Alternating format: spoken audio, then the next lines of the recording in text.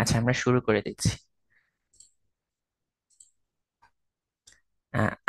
আমরা হচ্ছে ট্রান্সফরমারের কিছু টপিকটা শেষ করছিলাম, তো আমাদের নেক্সট টপিক হচ্ছে ডিসি জেনারেটর।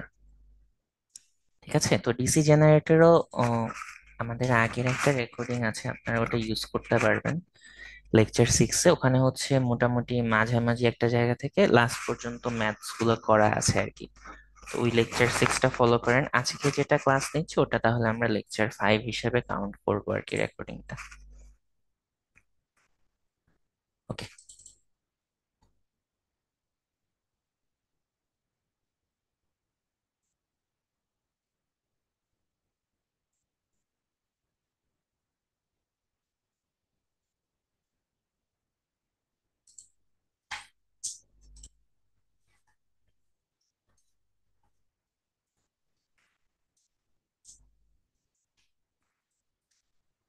জেনারেটরের আইডিয়াটা আমরা আশা করি জানি। জেনারেটর মেইনলি কি করে? জেনারেটর হচ্ছে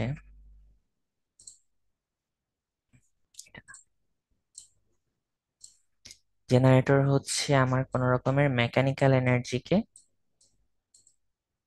ইলেকট্রিক্যাল এনার্জিতে কনভার্ট করে আর কি। ঠিক আছে, এটা হচ্ছে জেনারেটরের মেইন কাজ। এখন জেনারেটরের অপারেশনটা হয় হচ্ছে ফ্যারাডের ইলেকট্রোম্যাগনেটিক যে সূত্রটা আছে, ফ্যারাডেজ ল অফ ইলেকট্রোম্যাগনেটিক ইন্ডাকশন। তো ওখানে হচ্ছে যে এরকম আমাদের যদি কোনো কারেন্ট ক্যারিং কয়েল থাকে, কোনো একটা কয়েলে যদি কারেন্ট ফ্লো করতেছে, এরকম টাইপের কয়েল থাকে, মানে ক্লোজড কয়েল হইতে হবে, কোনো জায়গায় ওপেন হতে পারবে না। ঠিক আছে, এরকম কয়েল যদি হয়,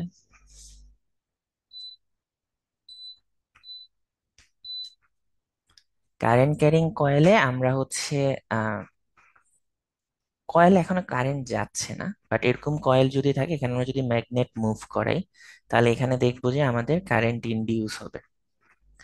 তো এখানে এটাই লিখা, if a permanent or a temporary magnet is in continuous oscillatory movement near an electrical conductor। এটা কন্ডাক্টরের আশেপাশে যদি এটাকে মুভ করাই, এটা ম্যাগনেটটাকে কন্ডাক্টরের আশেপাশে মুভ করাইলাম, যতক্ষণ এটাকে নড়াচ্ছি, ধরেন ভিতরের দিকে নিচ্ছি অথবা বাইর করতেছি, দুইটা কেসে হচ্ছে কারেন্ট প্রডিউস হবে। এখানে কারেন্টটা যদি আমরা ধরি, কথার কথা, এটা হচ্ছে ডান পাশে কারেন্টটা দেখাচ্ছে মিটারে, তাহলে এটা হচ্ছে বাম পাশে দেখাবে আর কি। কারেন্টের ডিরেকশন ভিন্ন হবে, বাট কোনো একটা ম্যাগনেট যদি আমি একটা কারেন্ট ক্যারিং কয়েলের চারপাশে মুভ করে, তাহলে ওখানে একটা কারেন্ট ইনডিউস হবে। তো এটা হচ্ছে বেসিক জেনারেটর প্রিন্সিপাল অথবা জেনারেটর অ্যাকশন আর কি। ঠিক আছে, near an electrical conductor in electromagnetic force EMF will be induced in the conductor। আর কন্ডাক্টরটা যদি একটা ক্লোজ লুপে থাকে, তাহলে এটার মধ্যে দিয়ে একটা কারেন্ট ফ্লো করবে। The same thing will happen if the closed loop conductor is in continuous oscillatory movement instead of the magnet। আচ্ছা, আর এখানে যেটা বলতেছে পরের লাইনে, যে আমরা এই কন্ডাক্টরটা যদি নড়ায় আর ম্যাগনেটটা যদি স্টেশনারি থাকে তাহলেও হবে। তবে এই কেসটা, ম্যাগনেটটা অলরেডি স্টেশনারি হয়ে আছে, মানে ম্যাগনেটটা কয়েলের ভিতরে, কিন্তু ম্যাগনেটটাকে আমি আর ফার্দার নড়াচ্ছি না, কয়েলটাকেও নড়াচ্ছি না, যদি কেউই মুভমেন্ট না থাকে, তাহলে আমার কোনো কারেন্ট প্রডিউস হবে না। তো এটা আমার জেনারেটরের বেসিক প্রিন্সিপাল আর কি। তো আমাদের এই যে কারেন্টের যে ডিরেকশন, তাহলে এটা বের করার জন্য আমরা ইউজ করতে পারি হচ্ছে ফ্লেমিংস রাইট হ্যান্ড রুল। ঠিক আছে, ফ্লেমিংস লেফট হ্যান্ড রুল দিয়ে হচ্ছে ফোর্সের ডিরেকশন বের করে, আর রাইট হ্যান্ড রুল দিয়ে হচ্ছে কারেন্টের ডিরেকশনটা আমরা বের করতে পারবো আর কি। ইনডিউস যে কারেন্টটা, এটা আমরা ফ্লেমিংস রাইট হ্যান্ড রুল দিয়ে বের করতে পারি। সো এইটা হচ্ছে আমাদের জেনারেটরের বেসিক প্রিন্সিপাল আর কি। তো এটা প্রথমে বলছি যে জেনারেটরের কাজ কি। জেনারেটরের কাজটা হচ্ছে ও যে কোনো ফর্ম অফ মেকানিক্যাল এনার্জিটাকে আমাদের ইলেকট্রিক্যাল এনার্জিতে কনভার্ট করে। মেকানিক্যাল এনার্জি মানে এটা হচ্ছে আমাদের ওই যে মোটরের, জেনারেটরের জন্য একই সিস্টেম। তো আমরা যদি এই যে এখানে যে কয়েলটা আছে, এটাকে কোনো একটা মিনসে যদি এটাকে ঘুরাই, হাত দিয়েও ঘোরাতে পারি, হাত দিয়ে ঘুরাইলাম, এই কয়েলটা ঘুরলে, কয়েলটাকে যদি ঘুরাই, তখন কি হবে, এখানে ম্যাগনেটিক ফিল্ড আছে নর্থ থেকে সাউথ। এখানে যে ম্যাগনেটিক ফিল্ডটা আছে, এটা হচ্ছে এই কয়েলটা কাট করবে। কয়েলটা ম্যাগনেটিক ফিল্ড কাট করলে কয়েলটার মধ্যে একটা ইনডিউস কারেন্ট প্রডিউস হবে আর কি। ঠিক আছে, তো এটা হচ্ছে আমাদের জেনারেটরের বেসিক প্রিন্সিপাল। এখন কয়েলটাকে তো আমি কয়েলটাকে তো আর আমি নিজে হাত দিয়ে নড়াবো না, অথবা একজনকে রেখে দিব কয়েলটা ঘোরাচ্ছে, এরকম না। কয়েলটা হচ্ছে আমাদের বিভিন্ন এনার্জি সোর্স দিয়ে হচ্ছে এটাকে নড়ানো হয় আর কি। যেমন ধরেন, যে কোনো পাওয়ার প্ল্যান্টের মেইন কাজটা থাকে হচ্ছে আহ বাষ্প প্রডিউস করা আর কি, ওয়াটার ভেপার। ঠিক আছে, যে কোনো আপনার কয়লা হোক, গ্যাসের পাওয়ার স্টেশন হোক, অথবা আহ কোল, অয়েল অথবা গ্যাস, যে কোনো কিছুই হোক, তেলেরও যদি হোক, ওয়াটার ভেপার। ওখানে কি করে হচ্ছে আমাদের ওই কোল, অয়েল, গ্যাস যেগুলো আছে, আমরা নাম দিলাম ফসিল ফুয়েল। ফসিল ফুয়েলের যে এনার্জি, এটাকে হিট করে। এখান থেকে যে এনার্জি, সেই এনার্জিটা দিয়ে হচ্ছে ওয়াটার ভেপারটাকে হিট করে। ওয়াটার ভেপার তো না, তখন পানি থাকে আর কি, পানি হিট থাকলে ওই পানি থেকে ওটা ওয়াটার ভেপার হয়। ওই ওয়াটার ভেপার দিয়ে আমাদের এই জিনিসটা ঘুরায় আর কি, এটাকে আমরা বলি টারবাইন। এই টারবাইনের সাথে আমাদের এই জেনারেটরের একটা মাথা কানেক্ট করা থাকে আর কি। টারবাইনের সাথে জেনারেটর একটা মাথা কানেক্ট করা থাকে, তখন এই জিনিসটা ঘুরে।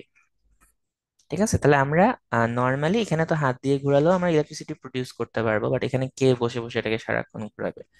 ঘুরাইলেও খুব বেশি ইলেকট্রিসিটি প্রডিউস হবে না। তো আমরা কি করি, কোল, ওয়েল, গ্যাস, কোনো কিছু থেকে যে এনার্জিটা আমরা পাই, ওই এনার্জিটা দিয়ে হচ্ছে পানি গরম করি, ওই পানিটা ওয়াটার ভেপার হয়ে আমাদের এই টারবাইনকে ঘুরায়। টারবাইনের সাথে জেনারেটর কানেক্ট করা থাকে, তখন জেনারেটরটাও ঘুরে আর কি। ঘুরলে আমরা ইলেকট্রিসিটি পাবো।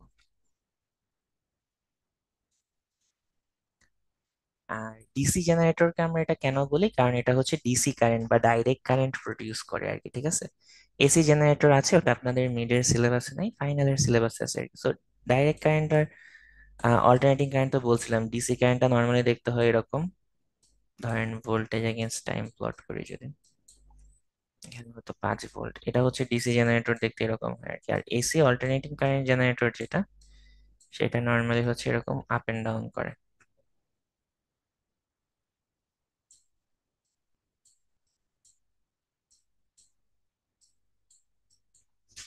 ঠিক আছে, আর ডিসি জেনারেটরের ভিতরে 3টা সার্কিট থাকে, এটা আমরা ডিটেলসে দেখবো। একটা হচ্ছে ফিল্ড সার্কিট, একটা হচ্ছে আর্মেচার সার্কিট, আর একটা হচ্ছে লোড।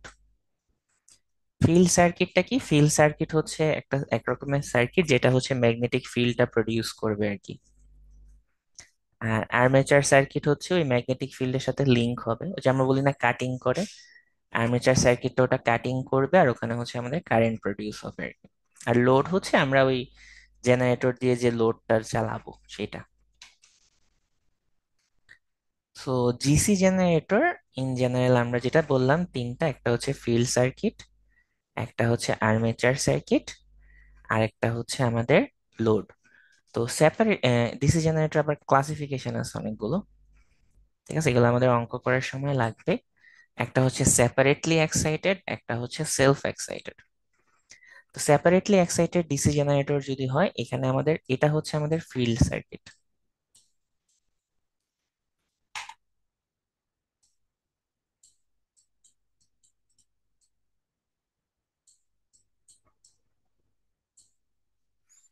আর এই যে লোডের সাথে হচ্ছে আমাদের ওই যে এই আর্মেচার সার্কিটটা হচ্ছে আমাদের লোডের সাথে থাকবে।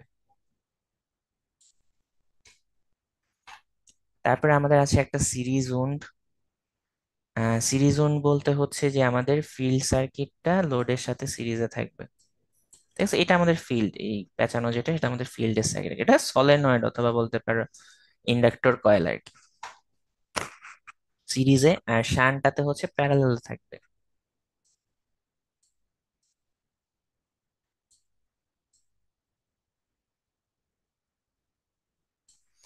আর কম্পাউন্ড উন্ড যে জেনারেটরটা, এখানে হচ্ছে লং শান্ট আছে, শর্ট শান্ট আছে, যে কিছুটা পার্ট সিরিজে থাকে, কিছুটা হচ্ছে প্যারালাল থাকে, এরকম আর কি। আচ্ছা, এখন এটা রিলেটেড কিছু ম্যাথ প্রবলেম আছে, সেগুলো একটু আমরা দেখবো আর কি। আচ্ছা, ম্যাথ প্রবলেম কিছু দেখবেন যে আপনাদের এই যে লেকচার 6টাতে ডিসকাস করা আছে আর কি, প্রথম দিকের গুলো মনে হয় করা নাই, সো ওটা একটু আমরা করব।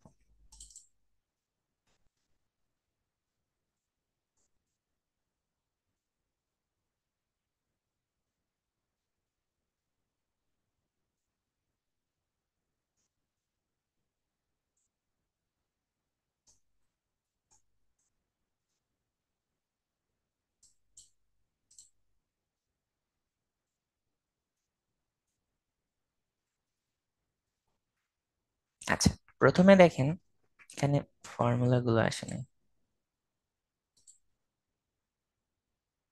ওকে, সমস্যা নেই, আমরা অ্যাড করে দিচ্ছি। সো ফর্মুলা গুলো একটু আমরা এখান থেকে আপনাদের দেখায় নিয়ে আসি।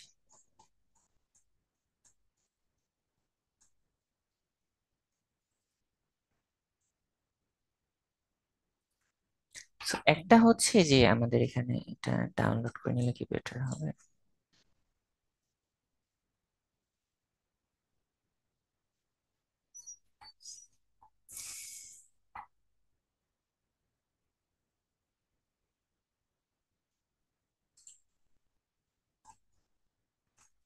আচ্ছা, প্রথমে আমাদের যেটা আছে সেটা হচ্ছে যে EMF equation of A DC generator. আমাদের ডিসি জেনারেটরে একটা ইএমএফ ইকুয়েশন আছে। এই যে আমরা ফ্লাক্স কাটিং করে এখানে যে হচ্ছে, আচ্ছা ওটা এখানে নাই। ফ্লাক্স কাটিং করে যে এখানে যে ইএমএফ হচ্ছে, ইএমএফ এর মান কতটুকু হবে সেটা আমরা হচ্ছে বের করতে পারি আর কি। তো ওটা একটু আমরা যদি সুবিধার জন্য এখানে অ্যাড করে দিই তাহলে সুবিধা হবে। সো এখানে যাই।